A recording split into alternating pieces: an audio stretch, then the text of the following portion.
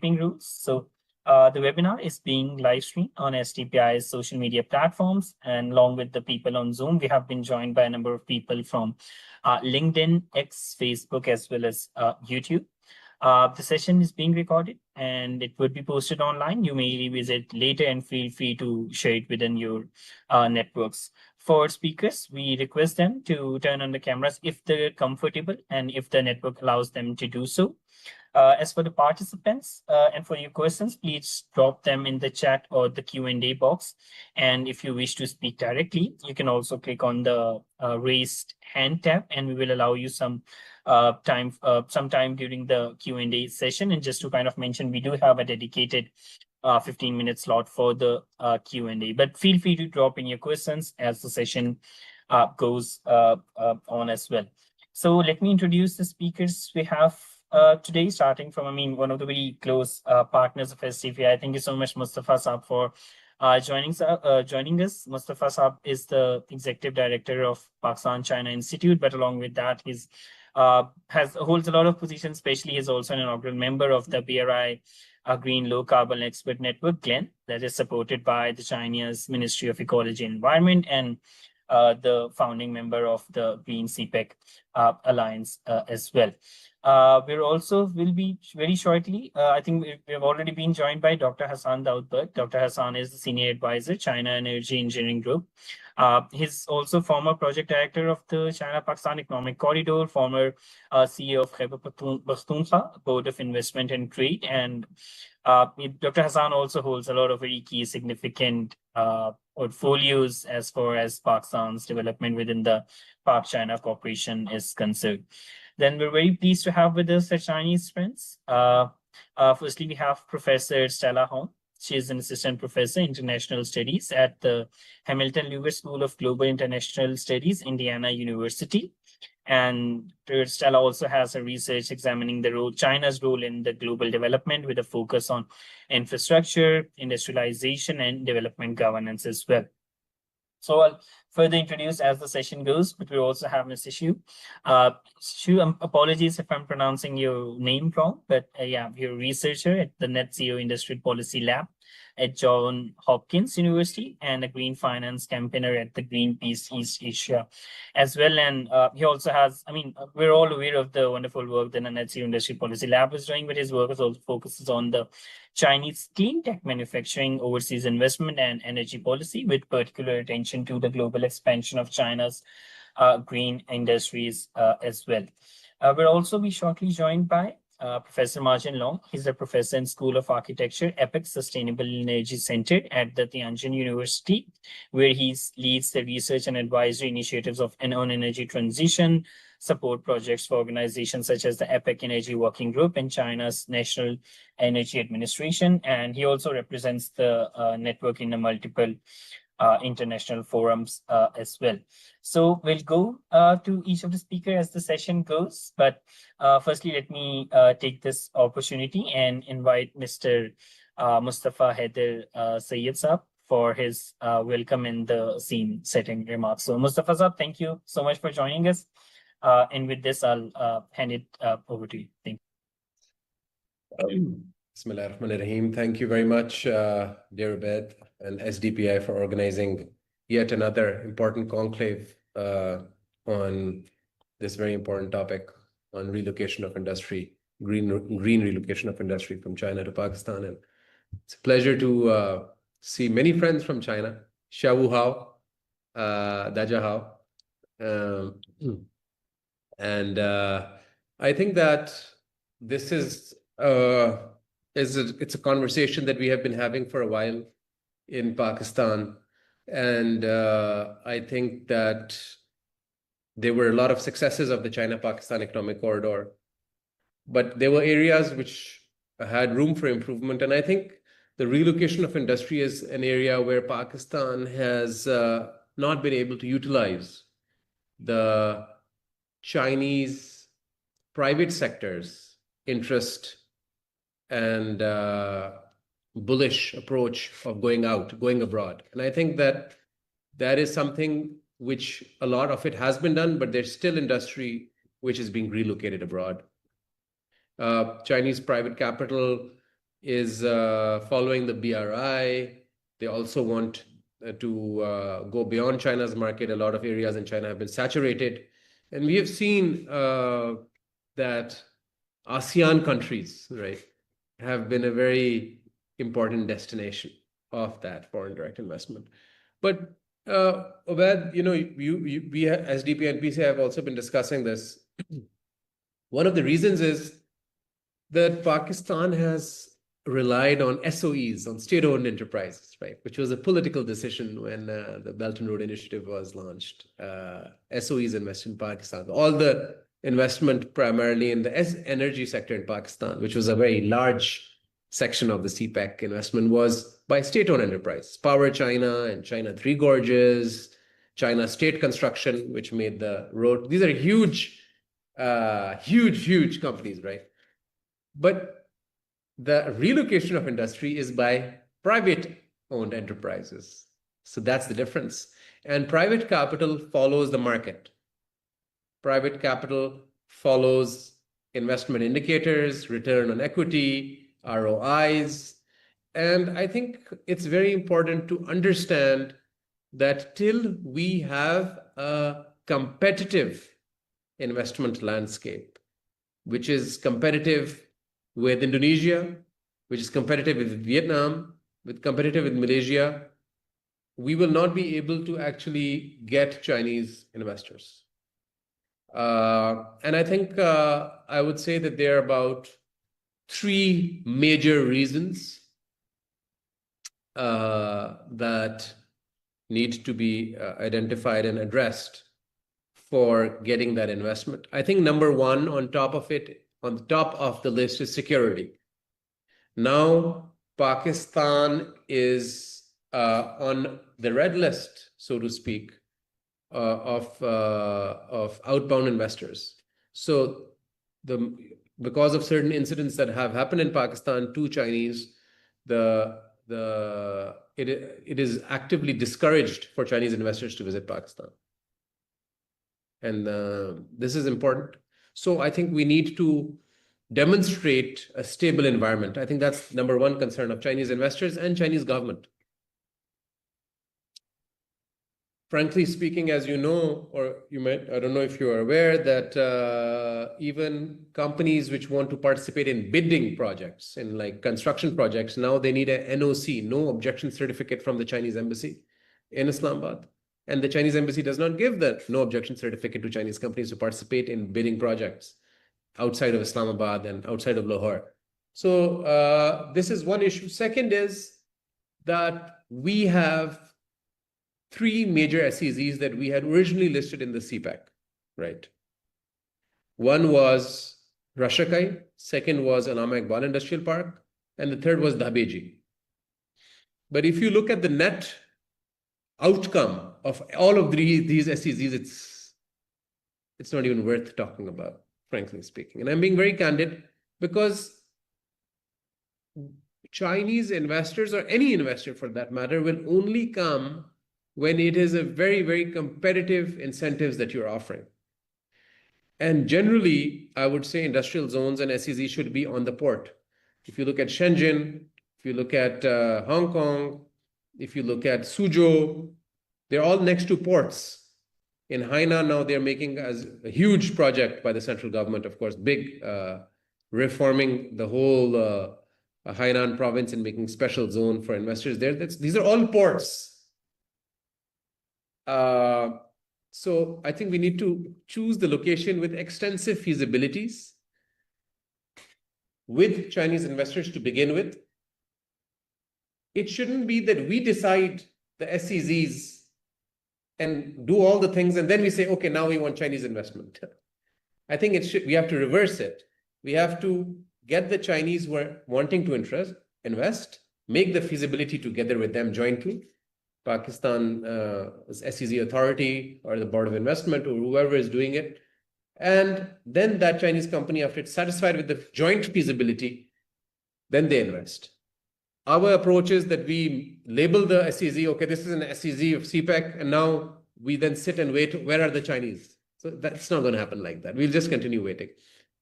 Third is, we are the ones who need the investment. We have to give extraordinary incentives. I don't think we should make companies pay for the land and pay for, custom duty for the equipment. We should give extraordinary tax holidays, complete duty-free equipment import, and repatriation of profit if they want. Only then FDI will come. We have to offer them something other countries are not right now, because we are behind of the curve. So I think we have to have very clear introspection, right? That where we are right now and where do we want to get? Unless we don't offer extraordinary incentives, investors will continue going to ASEAN countries. Let me give you an example, ladies and gentlemen. Cambodia, I have a lot of friends there, is a very small country.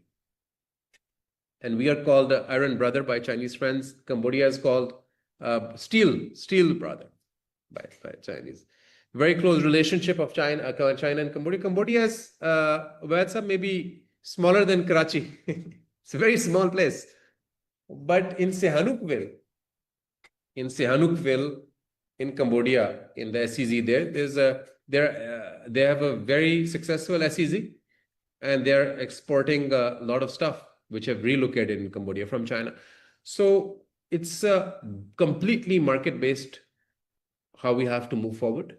And unless we are able to give extraordinary incentives, we will not be able to get these investors from coming from these other countries. Like ASEAN countries are right now on the most favorites list of China. And a lot of the companies that go abroad are from Guangdong. And I visited Guangdong, and I visited their some of their departments, and I saw the list of the outbound investments, which percentage has gone where. And I'm sorry to tell you that Pakistan was not even on the list. It wasn't that Pakistan was below or low. We were not even on the list. So a lot of Chinese companies are also exploring Middle East before the war, Saudi Arabia, etc., before this war. So I think that we have to have a complete review of the situation. And I think, it might sound like a cliche, but we don't have a one-stop shop. Investor still has to go to the Ministry of Interior, still has to go to the Board of Investment, then has to go to the Board of Investment of the province, then the Federal Board of Investment, then the Ministry of Commerce. And by the time they get 80% of the approvals, it's almost like 2 years gone by. People don't have this much time now. Time is money. So I think we really still need to have a one-stop shop. I think SIFC was established for this purpose. It's still struggling, I think, to achieve its original vision. So I think we haven't lost the opportunity. The opportunity is still there. I don't want to sound like a pessimist, but we need to have drastic reform if we want to get Chinese investment. So thank you for bearing with my very candid thoughts. But if we don't speak candidly, then we'll be fooling ourselves and fooling others. So thank you very much for inviting me to this, and I look forward to listening to the others. Thank you so much, Mustafa Saab. And I think Mustafa Saab is already, and again, being candid, and Mustafa Saab has already kind of mentioned some of the very pertinent points that I was going to mention before we go to the panel discussion. So at the very core for today, what we're trying to discuss is kind of a gap in trying to understand how we understand Chinese energy engagement in Pakistan, and not just in the terms of how much investment is coming in, but how that investment is actually structured, and also to see how it is evolving over time. So I think Mustafa Saab has already mentioned, if you look back at the earlier phase of China-Pakistan Economic Corridor, the model was relatively kind of straightforward. It was dominated by large state-led infrastructure projects. Primarily, that was mostly in power generation transmission, and that were financed to sovereign-backed debt and implemented by a lot of Chinese state-owned enterprises. Now, no doubt that model played a very critical role in addressing Pakistan's energy shortages, but also as of now, we're kind of seeing a shift in patterns as well. And we're kind of seeing a very clear transition away from that model.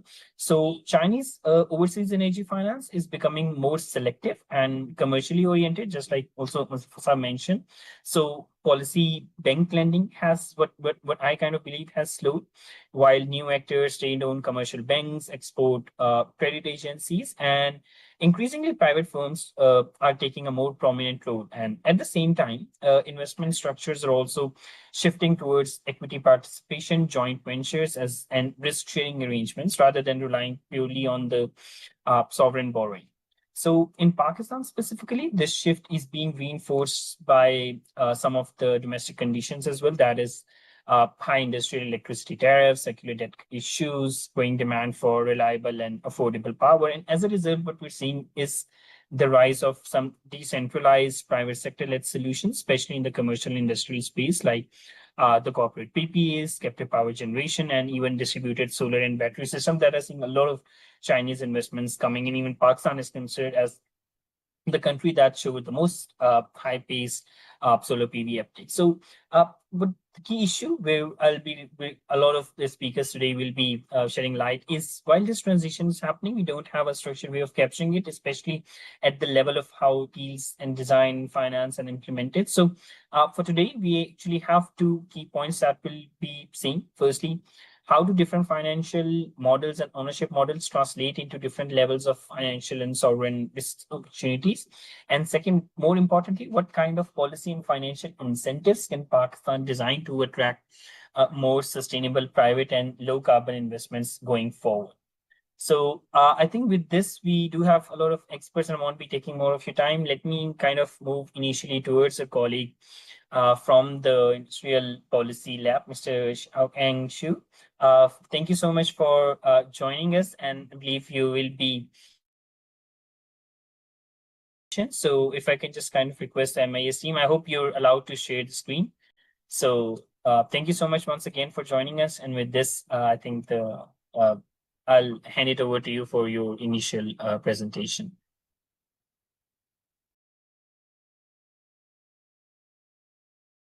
Right. Yes. Thank you so much for the moderating and the hosting of it. And I'm pretty sure everyone can see my presentation right now, right? Yes, you're loud and clear. Thank you. Okay, that's awesome. Yes, thank you so much. Yes. So hi, my name is Xiao Kang. I'm an alpha researcher with Johns Hopkins Net Zero Industrial Policy Lab. And I just wanted to express my appreciation to SDPI's organization again today. And it's absolutely an honor to join this panel on such an important topic, alongside with like so many distinguished experts on both the Pakistani country context and also like China's outward investment. Yes, so for me, because apparently I'm not like an expert on Pakistan, so rather than focusing specifically on Pakistan country, like the case itself, my presentation would take a like more general view of the ecosystem of China's overseas low carbon technology investment. And so the graphs and data I will present are based on a report I co-authored with Matthias Larsen and Nazar Industry Policy Lab last September, as shown here. And we are currently updating the database for now, actually, like to include the 2025 full year data and perhaps the first half of 2026. So like all the figures shown here still reflect the summer 2025 version. That said, I still believe they remain sufficiently indicated for identifying the broader trends and dynamics shaping this investment landscape. And I hope this macro level perspective can provide more useful context for the more concrete discussions that follow on the steps and measures Pakistan may consider adopting. So here's a report, and it basically incorporates, like the temporal, sectoral, and geographical distribution of China's outward clean tech manufacturing investment. So if you're interested in that, feel free to check it out. Yeah, and so I first wanted to show two figures. The first one is like actual like the regional distribution or regional breakdown of like Chinese overseas green manufacturing investment. And we can see like South Asia is here, like painted in violet, but actually it's not really evident to see like the position or like the investment skew like of the investment really going to South Asia, because like it's not like one of the major hotspots of Chinese outward investment, honestly. And instead, like what we're saying in this graph is that the most of the investments are going into like ASEAN countries, and also like a quite stable flows are going into Europe and North America, like the States. And also like there are a few quite emerging hotspots like Middle East and North Africa, the MENA region starting from 2023, there's like a really evident surge of investment amounts mainly going into solar, hydrogen, and other projects. And also like Central Asia has also attracted an increasing amount of investment starting from like 1 or 2 years ago, like mainly for wind and solar industries. But yeah, like overall the point is for this graph is just like the investments that are really going into South Asia is not that huge compared to other regions or compared to other counterpart countries. And the second figure I want to show here is like more of like a country, a country-wise or country level investment map. So for this one, because we are only taking in projects uh, for which we can find the investment amount or like we can do an estimate of that. So we did not incorporate in like some like really early stage projects. So like for Pakistan, we can see that it's mainly, like companies along the an EV supply chain, like new energy vehicles, like are going into the Pakistan for investing in manufacturing capacity, like the BYD's plant. I'm pretty sure like more other experts will talk more on like that plant or like other similar plants like in the later stages. Yeah, and besides that, I've also heard like some like really early stage preliminary kind of like intent in for like Chinese solar companies to invest in plants in Pakistan, but I haven't, as far as what I heard, I have not come across like many updates on their comments without more competition.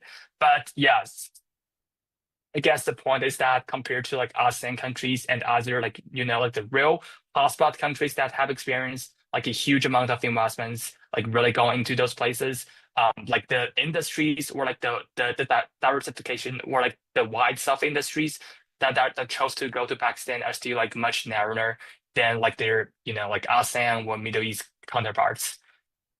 So yeah, so after like the data, I wanted to go a bit more to the backdrop part because like apparently Pakistan's trying to attract Chinese green manufacturing FDI at the moment, like right now or like for the next few years, and I do think that might lead to like a shift of overall investment environment or like the overall as outward investment dynamics. So I also want to highlight a few more general or broader patterns in Western Chinese outward low carbon investments that I have observed and may shape what kinds of opportunities are realistically available in the next few years. So the first one is that there may be a cooling trend in China's overseas build out for investment. So so this one is on region like distribution again, but we can see that for the first half of 2025, we have seen like actual like less investment amount compared to the really high level after the crazy or like drastic surge from 2022 to 2023. And because like I'm still trying to synthesize and collect the data for the second half of 2025, but I do think likely even if we add everything, then the overall level of the 2025 whole year investment will still be likely lower than that of 2024, 2023. So that might means looking ahead, the data suggests a possible shift toward like consolidation of projects or more of like a consolidation mindset by companies rather than a continuous acceleration or continued expansion. And the second one is like the industries actively expanding overseas are becoming increasingly diversified as well. So initially, like going back to 2016, 2017, there were many like solar companies like first going to other places to build out their manufacturing capacity, and then around the COVID, we have seen battery and EV industries. But in the past 1 or 2 years, we have also seen like wind, energy storage, hydrogen, and other like upstream manufacturing companies in solar or battery sectors are also begin to expand abroad more rapidly. I think that's also really interesting context. That's good to know and good to have when we discuss on like what options we have to attract like more kind of Chinese companies.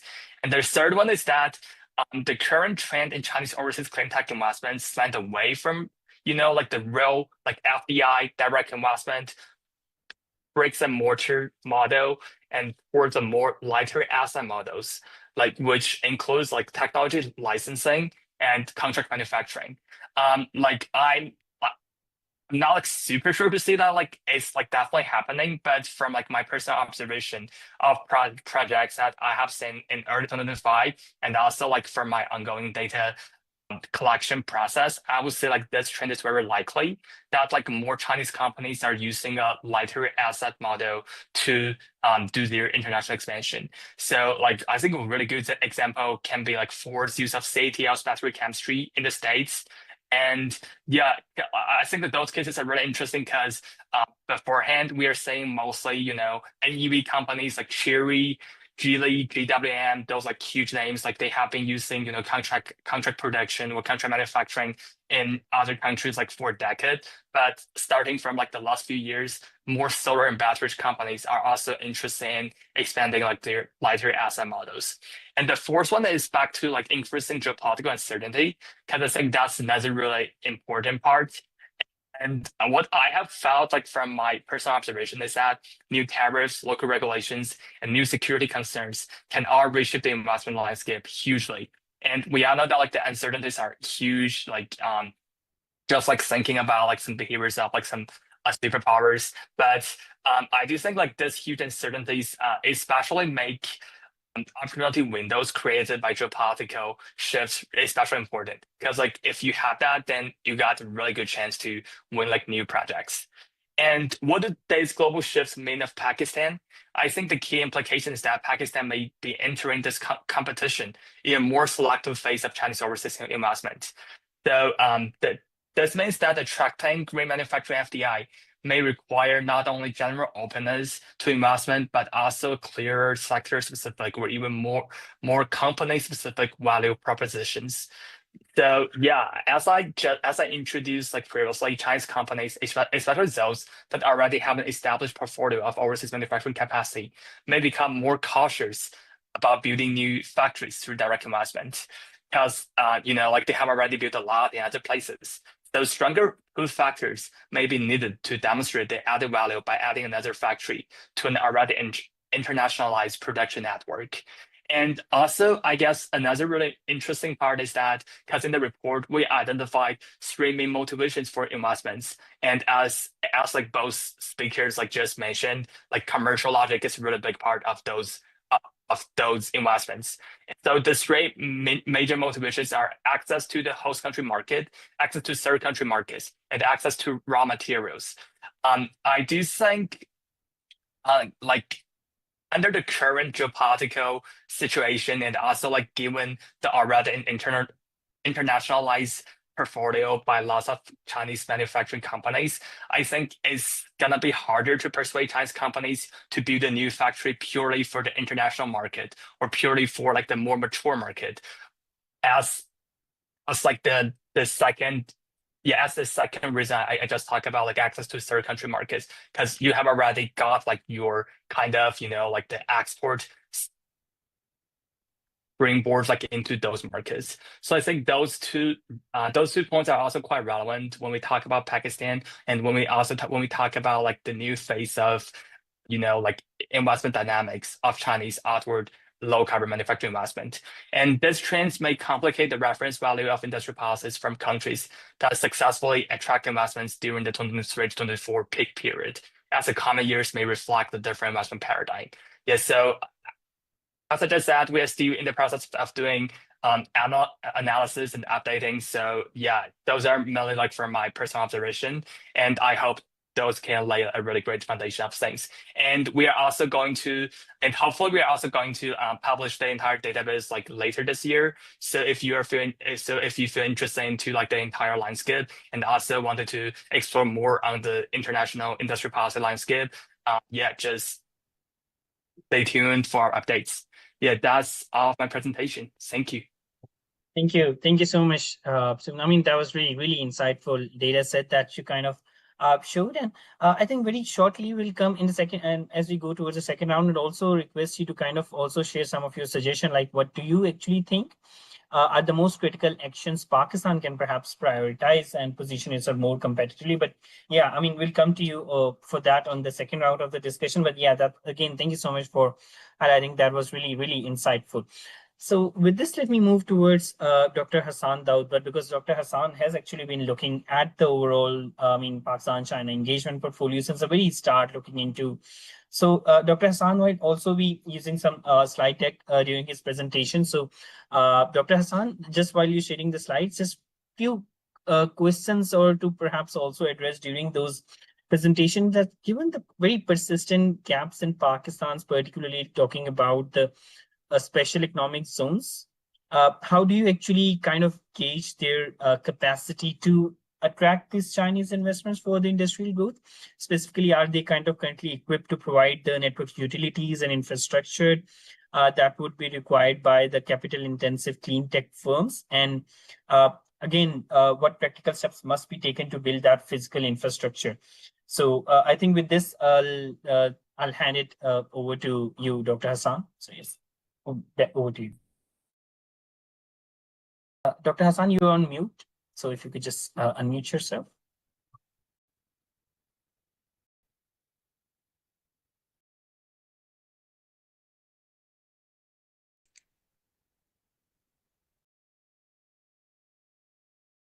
Yes, you're on mute now.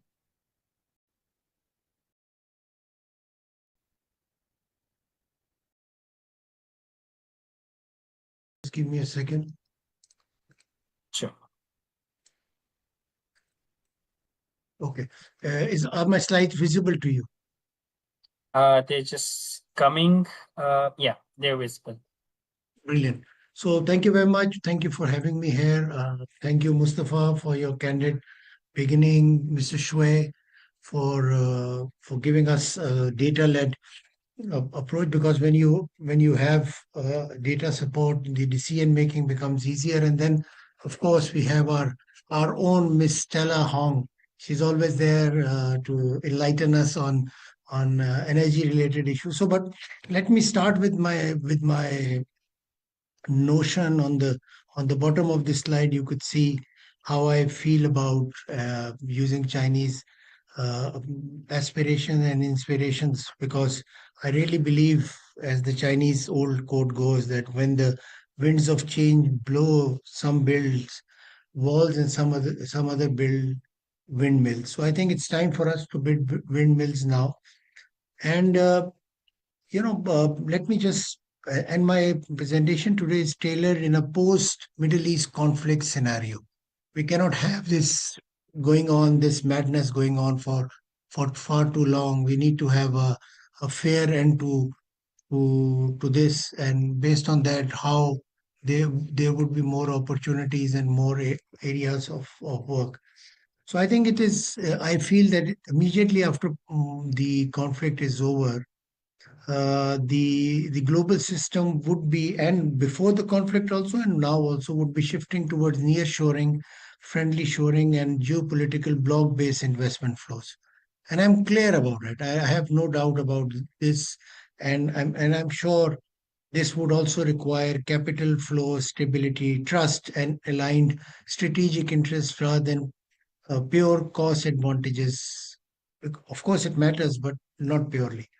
And therefore, when you look at near-shoring and friendly shoring, we see China not just near, but also the most trusted partner that Pakistan has. So that gives us this inherent advantage, and we would like to leverage that. We also know that the ongoing conflicts and disruption along the Strait of Hormuz are accelerating the need to de-risk supply chains and diversify product location. China is looking at that. I've just returned from China, so I can say how China is looking at diversification, stockpiling, de-risking a lot of areas. So I think this also would provide us opportunity, and we will have to create that pull factor, and how we would do that would come in the following few slides, but surely.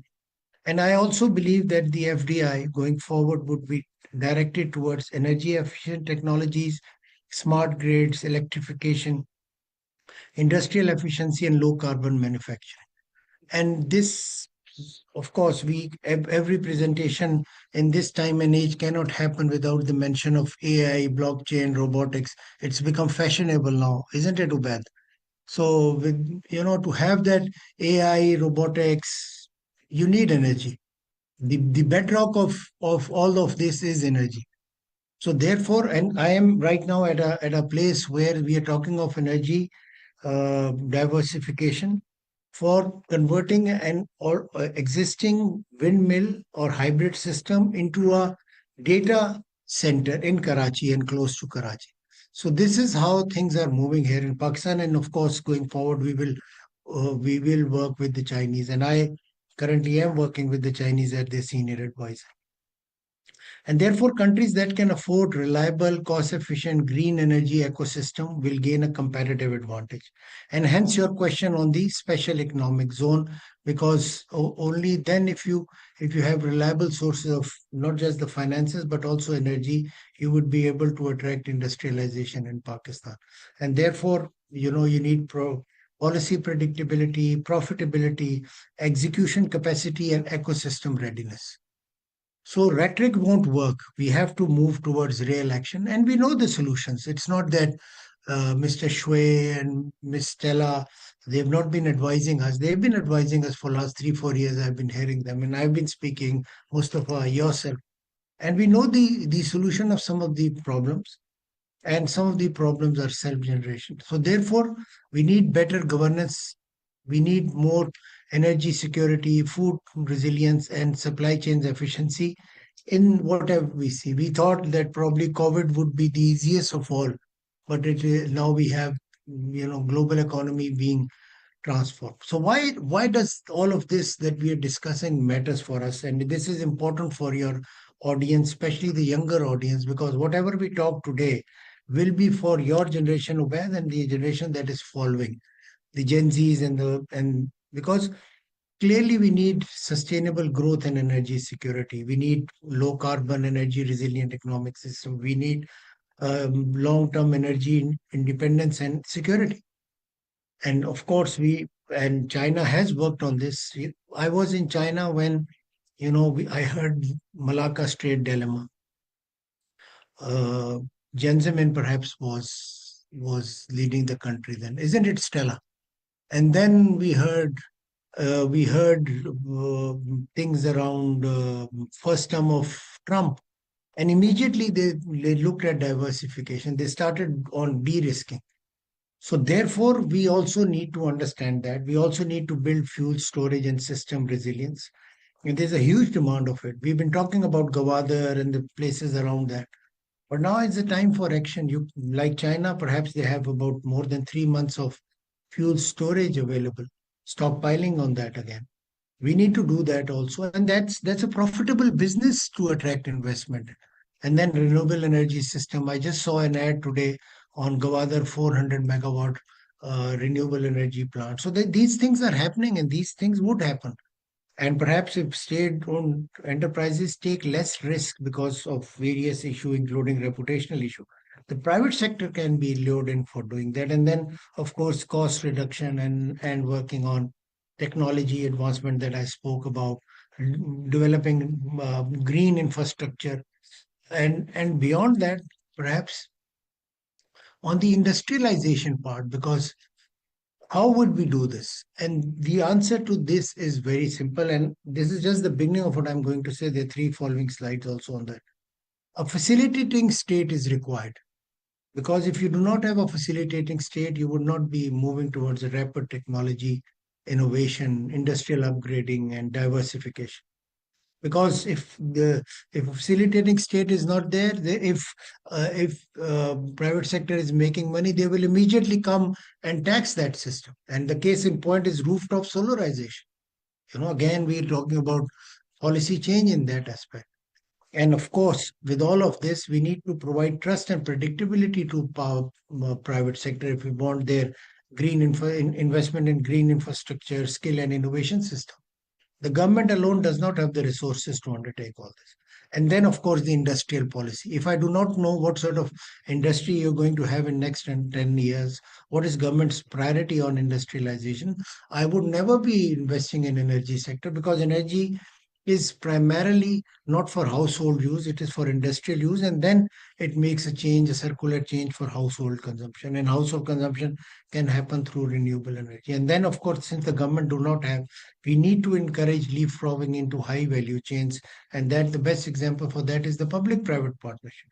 And then create bankable green investment pipelines. We do not have bankable green investment pipelines. And these are easier things, Ubaid. They're not so difficult to work on. So therefore, coming to the point which Mr. Shwe also highlighted, take a sectoral approach. One size fit all approach will not work. I want energy. So within the energy, you need to look at sector prioritization metrics. Look at where Pakistan had the competitive advantage and high growth potential, and work on that in the first stage. And then gradually and incrementally touching each stone, as Den Shopping would say, touching each pebble for crossing the river, move towards area of low competitive advantage and high growth potential. You cannot go beyond this. Incremental approach, step by step. You cannot become Asian tiger overnight. Follow Chinese model of growth and development, step by step development. And then look at how we can work on success factor. Look at your location, linkages, streamlined procedures, political commitments, and of course pragmatism of the leadership. And then working on incentives, which should be performance based, isn't it? But how can we work on incentives based on the area that the today's discussion is to have efficient that cause minimum revenue loss. Also, the incentives have to be performance based. They have to look at priority industry, and for that, industrial policy, as I said earlier, is important. Then they have to be backloaded, because the cost of land is too high, and for solarization, you need large mass of land. So that has to be either given free of cost by the government, or if they want to prioritize on renewable, or perhaps give them at easier cost, or make them backloaded. And then incentives, because you've been speaking about that, and this is one point I took from one of your earlier presentation, Ubaid, is that all incentives have to be environmentally linked. They have to work on sustainability and align with climate goals. And if that green bonds and green incentives that you want to give has to be linked with measurable environmental outcomes.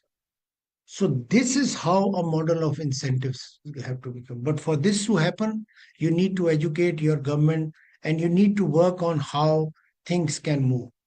So right now we have a good whole of government approach, as Mustafa also said, SIFC.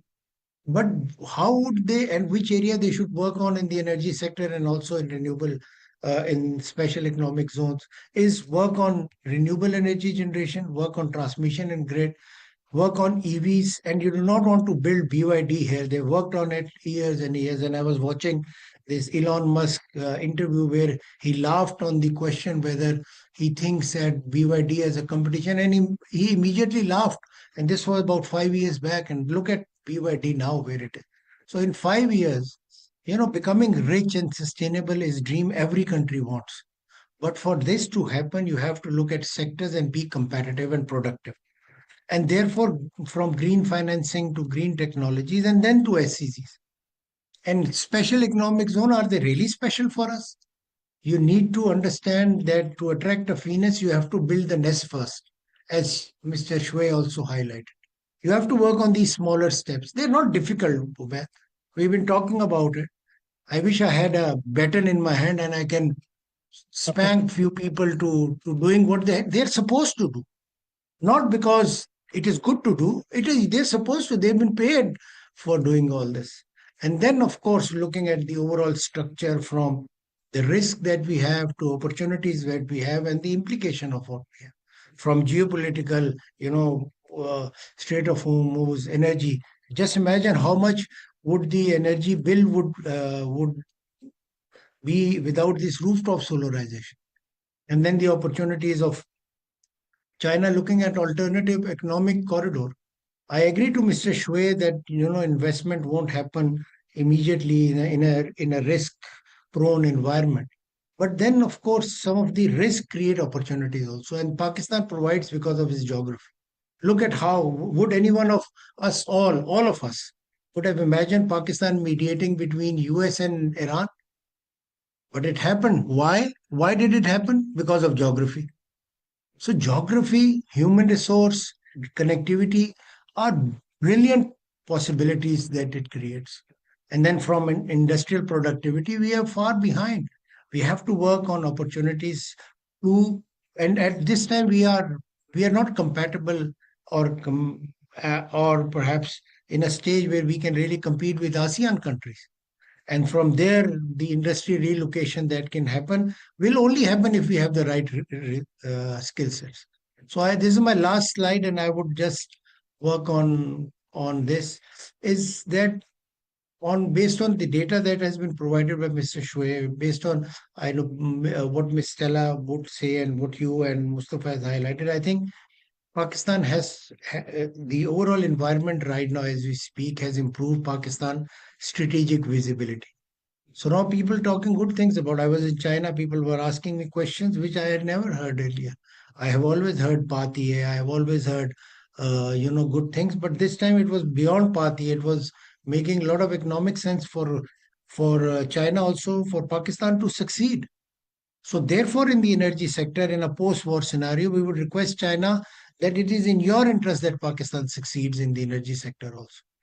And therefore, from energy storage, refining, and logistic infrastructure, China can come and invest in Pakistan. And you have to make sense and profit.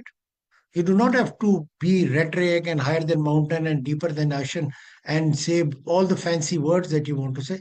Just give them the data. I would urge the government that in next road show, they should invite Mr. Shwe and Ms. Stella to come and give presentation. Perhaps they would make better sense than the government officials who go there. And I'm sorry for being critical.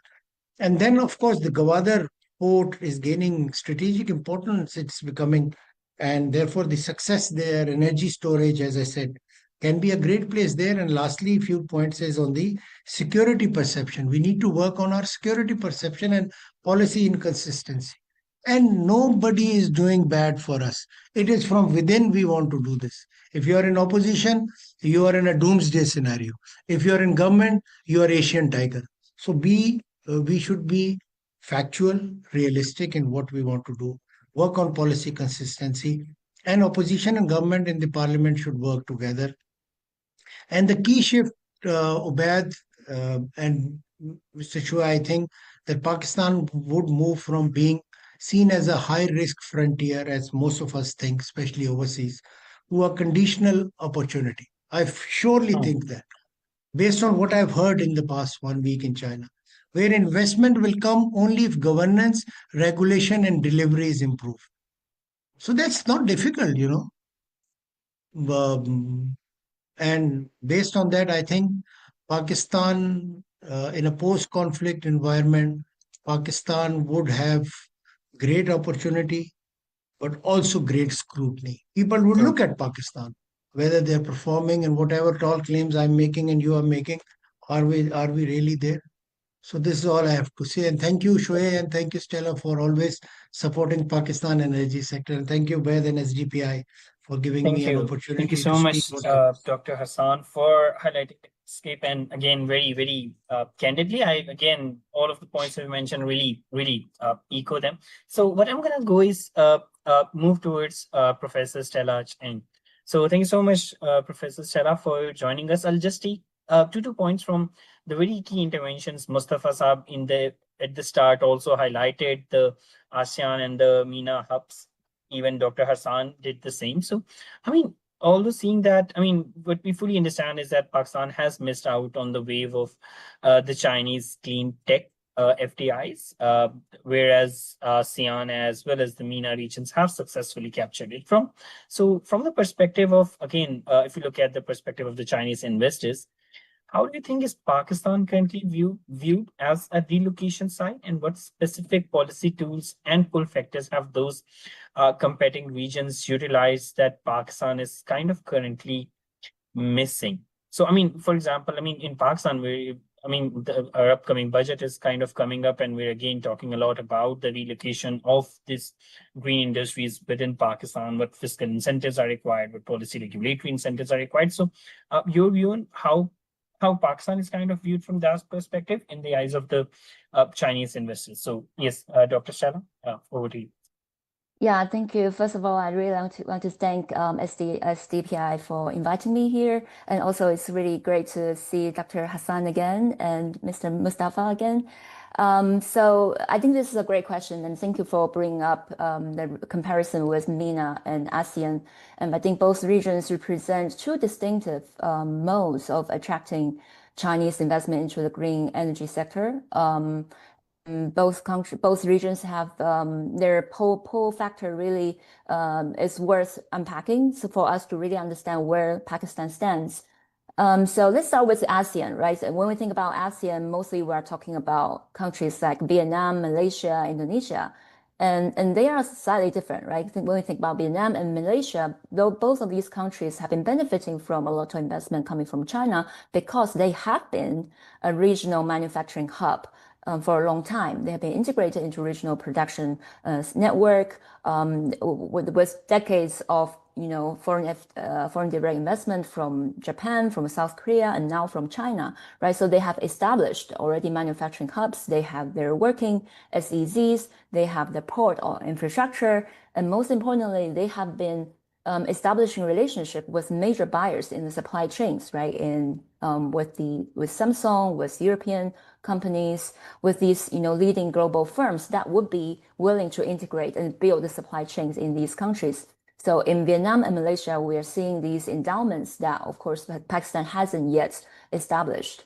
And in the Indonesia case, I think that's also quite interesting. Indonesia has been leveraging its advantage of having the world's largest nickel reserve, right? So have been pushing for a very aggressive industrial strategy to downstream the extraction from the extraction sector, from the mining sector to downstream, battery manufacturing and to the EV production, right? So that's how it has been able to attract a lot of Chinese investment, not only in the infrastructure, not only in the extraction of the nickel mines, but also downstream to the EV production sector. So I think these, different cases of ASEAN countries have already provided some very distinct roadmap for industrial upgrading.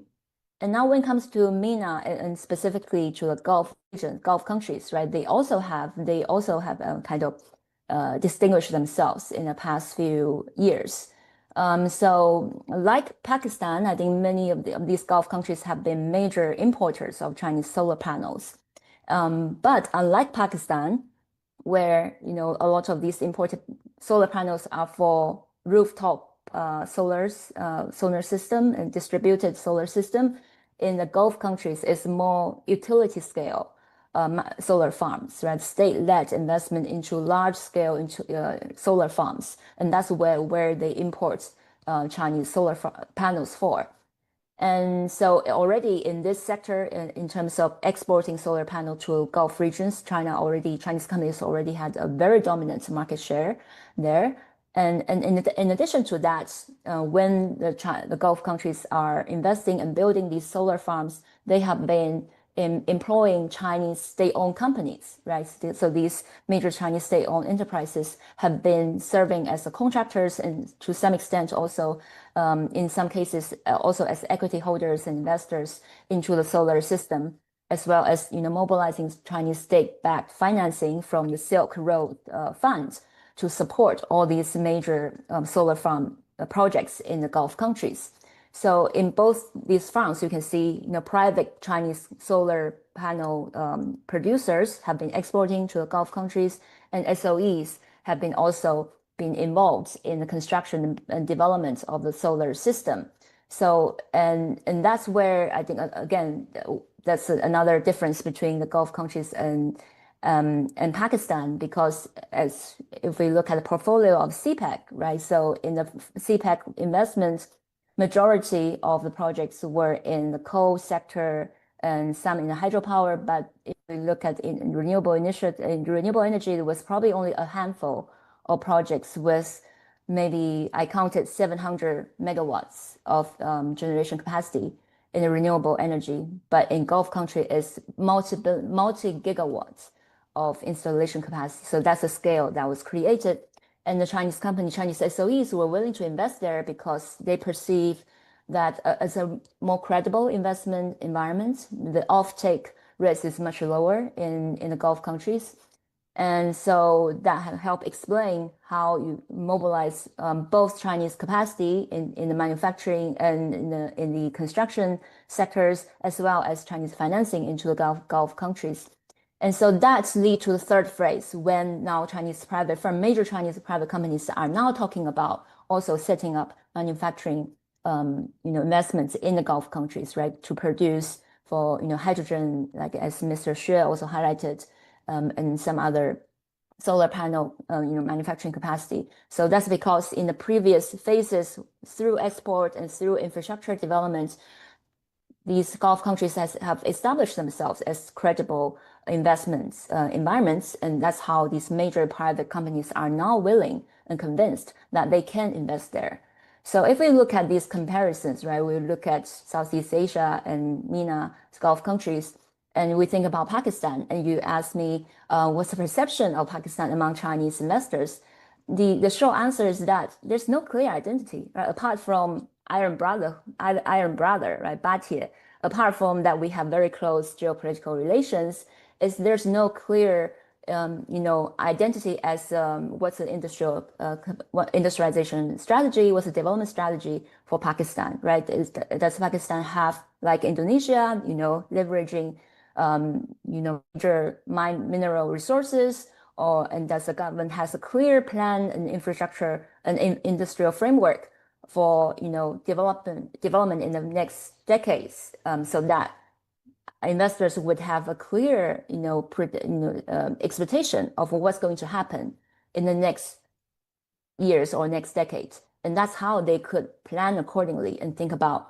what they want to do in Pakistan. So I think that goes beyond what was previously already highlighted in terms of providing predictable policy framework and all incentives to attract investors. I think in general, it's just having a clear plan and identity that would make Pakistan more legible to investors to think about, what would be a viable plan for them to come to Pakistan, because obviously there's potential. There's 250 million people here, and there's clear energy shortage, and these are problems that need to be resolved.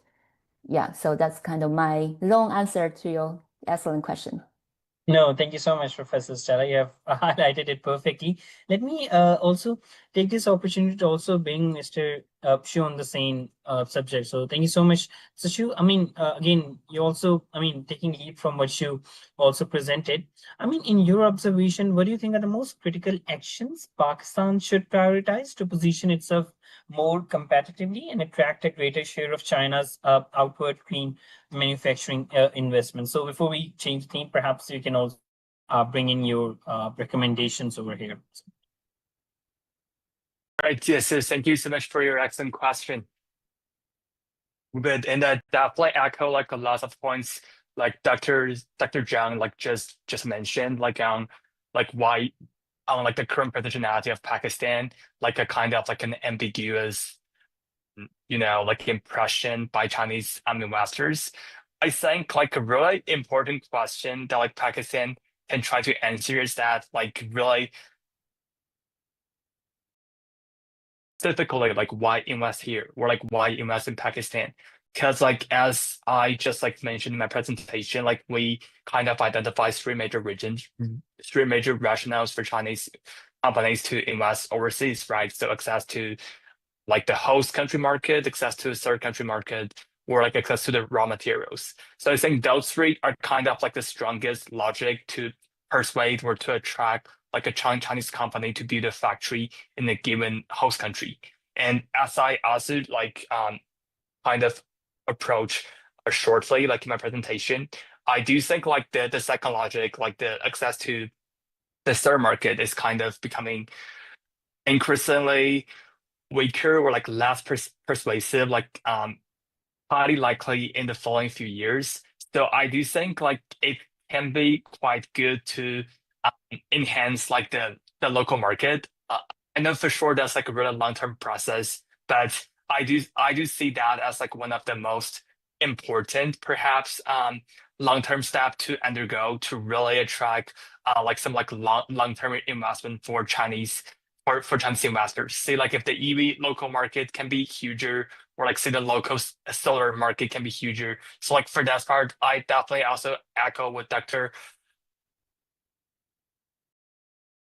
Sung just mentioned like how to really build, like the domestic energy transition, because I think like those processes are for sure connected. And once like the investors are saying that there are more potentials, where there are more ongoing momentums, like for them like to invest in power plants, to invest in like end end product, like end user products like within the Pakistani market. I just think like that can make the investment SDU like more attractive.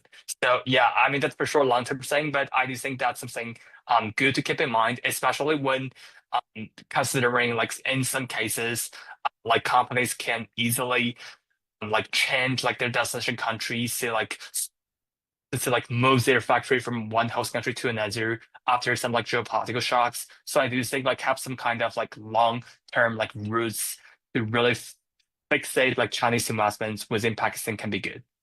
Yeah, I hope that makes sense. Yeah, sure. Thank you so much, Mr. Sure. So yeah, I'll just kind of try bringing you wanted to you have the decision, because Dr. Stella, before we actually have a follow-up question with you, and I think it kind of also relates to the question pasted within one of the chat box as well. Like, I mean, how critical do you think is the foreign investment for Pakistan, as it's kind of entering the clean tech supply chain? I mean, we know as of now, Pakistan is in the process of manufacturing two really important policy documents. One is its policy for the localization of lithium-ion battery storage systems. So that's one thing. And at the same time, it's also in the process of making its national industrial policy. So now, given the very, just like it mentioned, given the very immense capital intensity and technological depth required for this upstream manufacturing, like solar cells and batteries, would you kind of also agree or suggest that countries like Pakistan must first perhaps attract the Chinese FDI to facilitate technology transfer, rather than attempting to develop a localized ecosystem relying solely on the domestic capabilities? So, and after that, I'll also request Dr. Hassan to jump in to see. Dr. Hassan, we're just about to have a budget 2026 around the cards. And again, we actually have the leverage to provide some suggestions to the Ministry of Finance, like how can the local or domestic manufacturing ecosystem for renewable energy technologies can be improved. So if after this, you can perhaps also try to respond on any priority fiscal measures Pakistan can adopt that can kind of make it more welcoming, or make the environment more enabling for the localization or the technology transfer in Pakistan. But firstly, Professor Stella, over to you. Yeah, thank you for these questions. I think attracting FDI to promote industrialization and improve their technology, that's a proven strategy for most of the countries, most of emerging economies that we now call emerging economies in the world, right? So if a country, where do countries start? Either you have a huge domestic market that you develop your domestic demands and build your economy around that, or you rely on some kind of external demand to integrate into the global economy, and you have access to global markets at the same time, also creating the conditions to attracting global investments, capital as well as technology into your economy. And that's how you start to create momentum for long-term economic growth. Right. So in that respect, I would think that's definitely some kind of FDI should be probably necessary for, Pakistan to access both external markets as well as technology and capital. But at the same time, the questioners, the points about developing domestic indigenous capacity, that should always be kept in mind. And I think that should be integrated into some of the industrial policies so far, right now we are seeing that, Pakistan has been, it starts to attract some Chinese FDI in the assembly of, EV parts into EVs, electric vehicles, and solar panels. But I think that so far these initiatives are very limited to the final assembly, right? The contracting manufacturer. And with this kind of strategy, and also the government is providing some incentives for that, it's good for some short-term benefit of creating some jobs and having some kind of industrialization. But this kind of industrialization capacity, or what we call, basically these are import substitution industrialization, right? They're mainly catering to the domestic market of Pakistan rather than trying to export into the third market, as Mr. Xue was suggesting. But so far, this kind of industrialization strategy can be quite limited in terms of its long-term effect. As we see, what's already happened to Pakistan with the Japanese companies in the automaking sector, right? They have been here for decades, but they have created very limited localization. And so far, Pakistan has not been able to export more into other vehicles, cars into other markets. So that strategy wasn't very successful. So I think from the very beginning, you need to have this kind of idea in policy built into the framework of both creating conditions for FDI, but also pushing for investors to gradually transfer technology and create localized content and having a pathway towards export. And that could be probably more viable long-term strategy. Perfect. Thank you so much, Professor Stella. Now, let me come towards the theme that is very much focused and fixated on the very key fiscal policy, regulatory, institutional reforms that Pakistan can bring. I know many of you have already highlighted a lot of the points. We'll kind of bring those in as well. But firstly, towards the fiscal, coming back to Dr. Hassan. Dr. Hassan, again, the budget is around the corner. And there is an expectation that Pakistan might, for the imported solar PVs, of which a lot of is coming from the China, it is expected that there might be some additional taxation on solar PV imports as well as the batteries. But yeah, again, I don't know if any of the fiscal reforms should be tweaked in a way it kind of discourages the solar PV adoption. So putting that thing on one end, what do you suggest could be some of the either fiscal or policy reforms that Pakistan can bring within this budget that can actually provide a much more enabling environment or provide room for the localization of renewable energy industry within Pakistan? So, yeah, Hassan, if you want to add something. Dr. Hassan, you're on mute. Few points in this respect, and perhaps when I state this point, it's more of a localized scenario that I will speak on. But before I go there, I think I would immediately agree. Yeah, I totally agree to what Stella has said regarding, deciding whether you want to work on import substitution or export-led industry. So if my opinion is accepted and given some weightage, I would immediately go for import substitution. Because export wise, I think the technology which is there in ASEAN and the country, then I would first examine where maximum FDI of China is moving, whether it's going to Singapore, India, and the other countries, what comparative advantage that they have gained. And then based on that, I can prove my point and direction to where I want to go. So in that respect, if you're talking about the next budget, I would, more on the numbers, I would talk on the process. So I think when you work on this process, they should have a more synergized approach, invite private sector stakeholders to come and speak to them about the areas that they want to invest. So a budget is for 1 year, but it has an impact to following few years also. So therefore, the government in this budget should give clear directions on this, on the direction they want to go. We understand that government is under IMF program and you can only do what you can do. But I think you can at least on the government side highlight the sectors which are important for us. So how many sectors are there in Pakistan where we have competitive advantage? A is the number of children we produce. So if you look at it in terms of competitive advantage, I would say yes, it's for a consumer, it's a good market, from pampers to milk to perhaps energy sector. So that's one advantage that we have. The other advantage is on the mining sector. Some rare earth, some other basic ingredients for building, the energy sector requirements.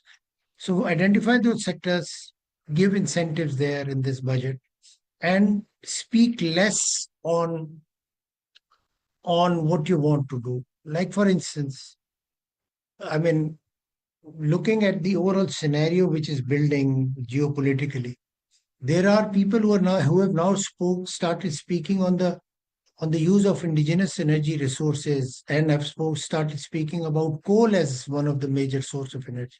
So all that discussion around climate change, all that discussion on COP and energy has now gone to the back burner, and perhaps on reliability and security of energy is more at the forefront. So therefore, the government should look at where it wants to go. And the two slides on incentives are basically for the budget that we. So you want to identify the sectors, give incentives there, but before that, have a consultative session, and then move forward. And then in between, do not move around in circles and taking away those incentives. Sure, perfect. Thank you so much, Dr. San. We're developing a piece in collaboration with some of the association. I'll discuss that with you bilaterally once we have, in fact, with all of the speakers, once we have an initial idea of what we're going to propose to the Ministry of Finance and the relevant departments. So yeah, I would be very happy, Ved. I have to go for a meeting, so please excuse me. And Stella and Shwe, thank you we will stay in touch. For any research you're doing, we can do it together also. Perfect. Thank you so much. So let me just let me just request Mr. Shwe if you have any further thing to, and just to bring you one of the questions that we do believe relates a lot to your research is, as has been posted, I'm just going to read that from your research on China's overseas clean tech manufacturing expansion, particularly in solar, if there are any targeted fiscal incentives such as tax exemptions or duty reductions on upstream inputs like cells and wafers and on capital equipment that have proven most effective in lowering the entry barrier for host countries, and if you have any suggestions how Pakistan could kind of design similar measures in its upcoming budget to attract these Chinese manufacturers, if in case you would like to kind of respond to this one. All right, thank you so much for introducing the questions. Thank you for reading that out. Yeah, I do have to admit that I'm not an expert in, like in the host country response side. So I'll just try my best to answer that. And I know like Dr. Zhang has like more perhaps has more like knowledge or expertise in studying the host countries. So I will also see like if Dr. Zhang would like to share any more insights on the basis of my sharing or my thoughts. Yeah. So I do think, yes, for sure. I think like say like tax exemption or kind of like duty incentives, like those measures are definitely really important in the early stage. Like incentivizing Chinese corporations to choose like a place to invest. Yeah, I think those are for sure really important considerations, especially for those like early Chinese solar companies going to Southeast Asia, but I think especially Malaysia, Thailand, Vietnam, those countries. I do think like the local like SEZ or like industrial parks do provide, and also like municipalities levels do provide lots of kind of fiscal incentives.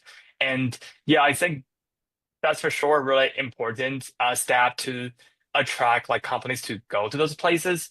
But at the same time, I personally I have been thinking a lot down like how effective are those kind of fiscal incentives like in the long term, like to really fix it, like those investments. Because for example, I think a really good example is that after like the US kind of like reintroduced the duties on solar products manufactured in Cambodia, Vietnam, Malaysia, and Thailand in 2024, like lots of Chinese companies who were perhaps like attracted by like those kind of like fiscal incentives at the beginning, chose to eye for new destinations to move their factories to, because they know that if they are finally gonna export the goods produced in those places into a third country market, then that doesn't really matter like where is kind of like the export, yeah, like the export appetite, you know, right? So I do think, I do personally think that might be another really important thing to consider. But for sure,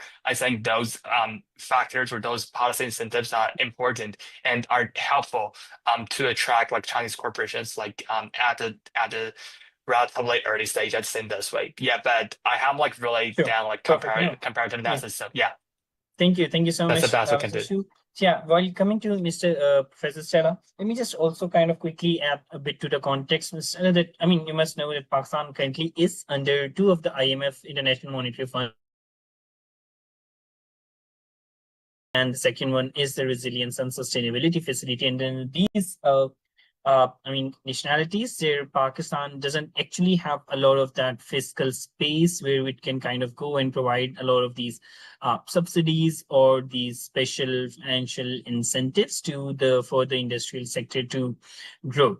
So that is something that has become challenging for Pakistan to kind of deal with. So given this limited fiscal space, if you want to add on to any of the interventions that Mr. Shu has given, and if you have any suggestions on how Pakistan can kind of play it out. At the same time, let me welcome Professor Marjan Long, who has just joined us. Thank you so much, Long Sir, for joining us. We'll very shortly come to you with one specific question we have for you. So, Professor Stella, as of now, over to you. Thank you. Yeah, thank you for this question again. So yeah, indeed, that's a huge constraint on Pakistan to provide fiscal incentive. While I recognize that it could be playing a role, I mean, this kind of fiscal incentive, tax exemption and things like that could be playing a role for attracting some kind of investments in a short period of time. I actually don't think they are the most important ones, right? Companies look at a country as a whole, as a general, they calculate everything, right? How much tax they have to pay, but more important than that, perhaps, is the operational certainty, right? If they know that they can function very well in these especially economic zones, they have a predictable tax structure, and they know they can deliver goods to where they need to be. Their infrastructure is reliable. I mean, the tax incentive, a few percentage points, probably it's not the critical condition or determinant factor for attracting companies investment into Pakistan. So I think before Pakistan has a more rigorous overall policy framework for industrialization or long-term development strategy, I think these having tax incentive could even create the distorted incentive for attracting some company only coming here to take advantage of that tax benefits at the expense of other companies not locating in the SDGs or in the general industrial structure. So I would think that's actually secondary to the broader picture of having a rigorous policy framework. Perfect. Thank you. Thank you so much, Professor Stella. And just before coming, I just have, if you could just very briefly, perhaps 1 minute, let us know. I mean, because another area that we actually wanted to have a very brief discussion with you was, I mean, how do the risk appetites and location strategies differ between Chinese state and their own enterprises and private clean tech firms when evaluating kind of a market like Pakistan? And if there are any specific policy institution adjustments that would be made to accommodate these differences within Pakistan? Yeah, I think this is again a great question. So I think for SOEs, I don't want to treat all SOEs as one homogeneous group, right? They are all quite different. But that's more specific about the SOEs that are currently operating in Pakistan. So they are mainly the SOEs in the infrastructure sector, and they mainly serve as contractors in infrastructure projects. So for these companies, what their calculation is that whether they can obtain a new contract, if they can make this contract bankable, and if they can obtain either sovereign guarantee from the host country or some kind of political cover from Beijing, so that even if the project doesn't eventually work out financially, at least they have some kind of backup or guarantee, right? So for them, I think their parameters are more focused on, projects themselves, whether they can, really make this project work, rather than thinking more in terms of the general market conditions, how much ultimate demand there is. I mean, as we see in the CPEC power projects, these companies mainly care that they will be able to receive payments from the Pakistani government. They are less concerned or less directly concerned about, whether there's enough demand in the overall, or whether this demand can be effectively translated into, the pipeline for their payments. So I think that's how the SOEs in the infrastructure sector, you see that they mainly work toward these project outcomes.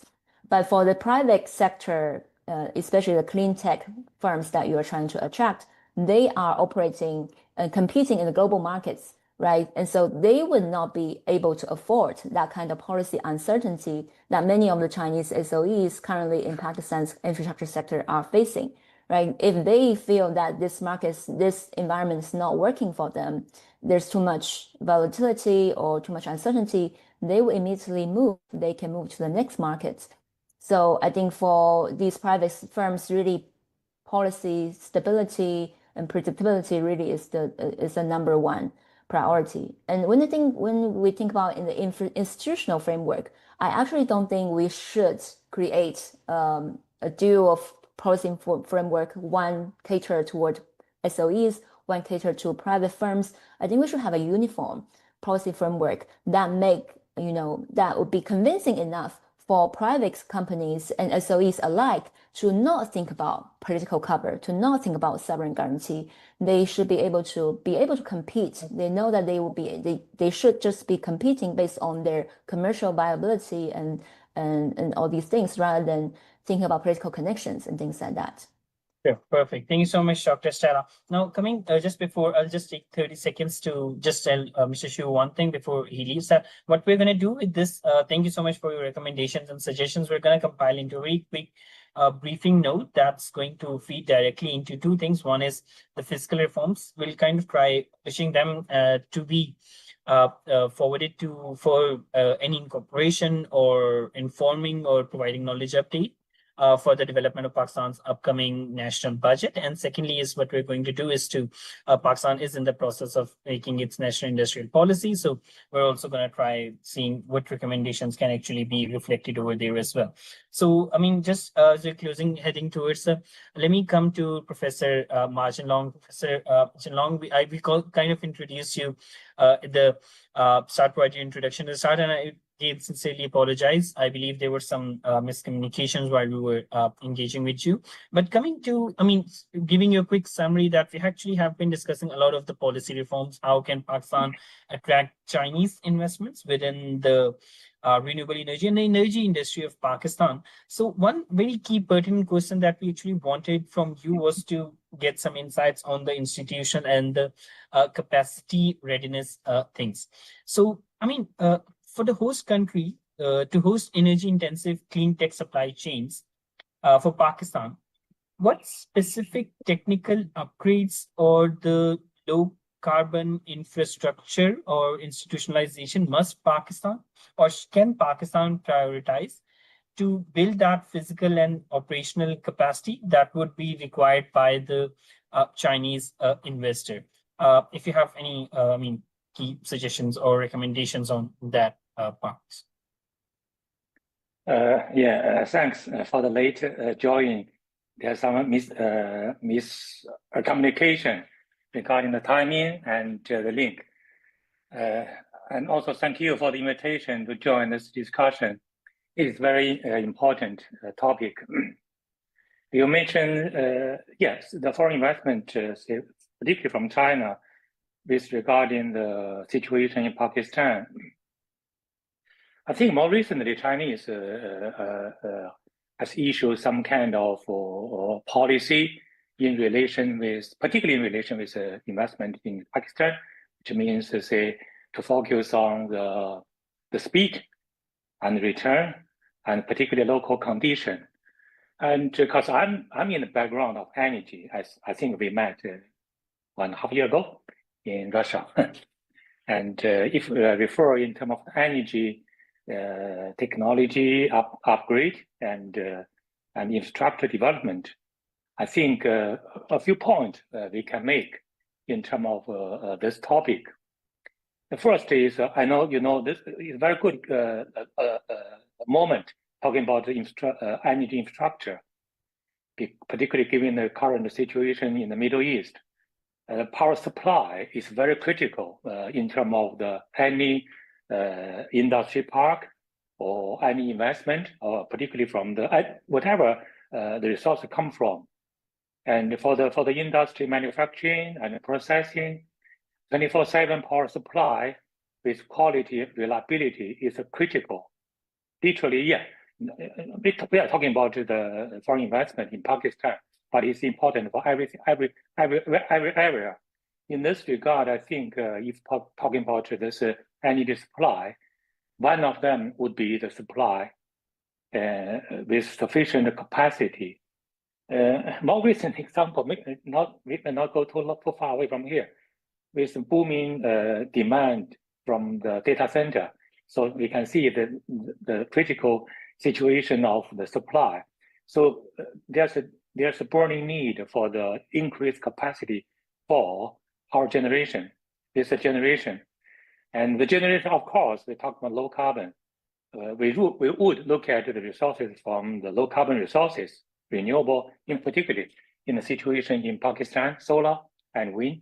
I know Pakistan has have a good target of renewable and also has EV as well, right? By 2030, 60%, 30%, right? Yeah. Beside generation, and we have to look at the power grid, because only generation is not sufficient, particularly given the size of economy and large, sizable economy like Pakistan as well. So in the situation of Pakistan and north, south, transmission bottleneck have to be solved through the reinforcement and the expansion of power grid, because I know it's very much common situation of this of unbalanced supply and demand situation in many economies. The situation applies in China as well, and it is applying the situation, and particularly industry area. Many industry areas, as far as I know, is in the Indus River industry belt. So there's a need to bring electricity from supply to the demand center, load center. So that's one area, and we need to look at. Another thing is it is a strength of, in the power sector, we normally call it a backbone. We need to strengthen the backbone of the power grid.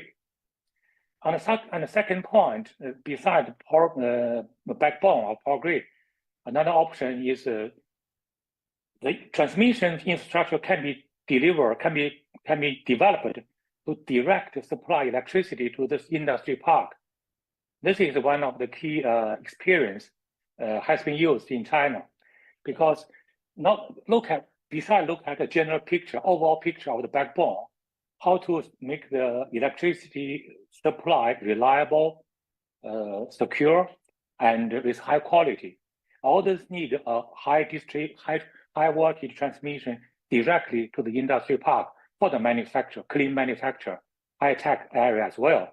So this is second area I would like to recommend is direct connection of high voltage electricity through transmission directly to the economic zone or industry park or any other area in terms of foreign investment. Second, another thing that we need to look at if we look at the renewable or power sector's infrastructure, given the nature of renewable, and more renewable has been integrated to the power grid. So how to make the electricity or electricity energy stored? That means deployment of smart storage facility. It is very much important.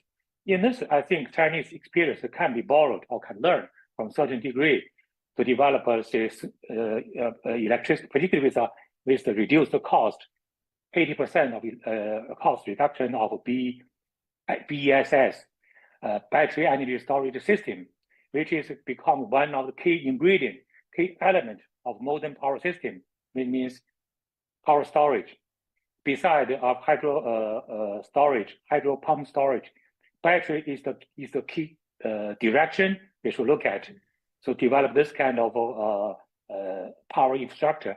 Another way, not only the hardware, but also the integrated approach for this industry park, such as SEZ, and local government from Pakistan could move 1 or 2 steps ahead to make this industry park or a special economic zone like kind of plug and play model. So make the investment friendly situation for the foreign investment. Of course, Chinese investment included. This is also very much an example in Southeast Asia. I have been recently visited Vietnam. Vietnam is attract a lot of investment from Chinese part, solar included. And there's a way make the industry park ready through plug and play policy for the industry park or economic zone development. So the foreign investment like include Chinese. So they are very make the whole process straightforward. So that is another recommendation or suggestion I would like to make. The second, another one is because I'm also looking recently about the data centers energy efficiency. So more and more water and electricity efficiency is the key area for the we also can call it say infrastructure to make this economic zone and industry park water, cooling, and energy efficient, because all this whatever solar manufacturer need a lot of cooling facility, and they themselves use a lot of electricity and water as well. In many countries, water is a scarce resources, very, very limited resources. It's kind of if not talking about energy alone, water is another issue. So kind of make this recycling process or use recycling approach for the cooling facility for the industrial infrastructure or industry park, economic zone. This is things we should look at as a part of the infrastructure, because infrastructure can be in hardware and can be in software. In terms of software, because I can't stop for myself to think about implementing kind of to introduce carbon, to bring carbon to price on the carbon emission, meaning a carbon market development in the country. Because if you say to withdraw, try to attract Chinese investment, but your target, I mean the final product, the target, not only in China, but in other countries, European included. European countries have paid a lot of attention on this carbon footprint of the manufacturer. So it's kind of soft infrastructure development to develop a carbon market. It is something that can be looked at in the setting of the Pakistan. Yes. So there can another thing, if not go very too long, is to introduce the concept of circular economy to make the material, because raw material, I mean, critical mineral is one of the focus in the international energy situation, draw a lot of attention, like IEA or World Bank or whatever. So make the economy circular. So that's why it makes the economy more self-dependent. So that is very, very much a soft infrastructure. Could look at. This could be as for developing country, this might be take 1 or 2 steps ahead in terms of the really demand, but for the policymaker could think ahead, a few steps ahead. So make the investment, make the manufacture more say attractive and more have a stronger market penetration in any countries. Yep. Perfect. Thank you so much. Just one more thing, because I'm still thinking. Another thing is more, if not take too long time, digital infrastructure. I haven't really visit Pakistan in recent years. I was there many years ago, but the digital infrastructure is very important along the power infrastructure, meaning the internet or telecommunication, and fiber optic network. All these are very, very critical and become very much more and more important. Another thing is, if we not go to much detail, is AI area. This is also another infrastructure we should look at. Yes. One of the recent project we are looking at is how the situation in APEC, Asia Pacific Economic Cooperation Zone, so AI's infrastructure. So this is in the setting of Pakistan. This can be kind of infrastructure. Okay. Thank you so much, Professor Marjan. I'm really glad that we were able to take you even towards the closing, because they're really interesting recommendations and suggestions coming in.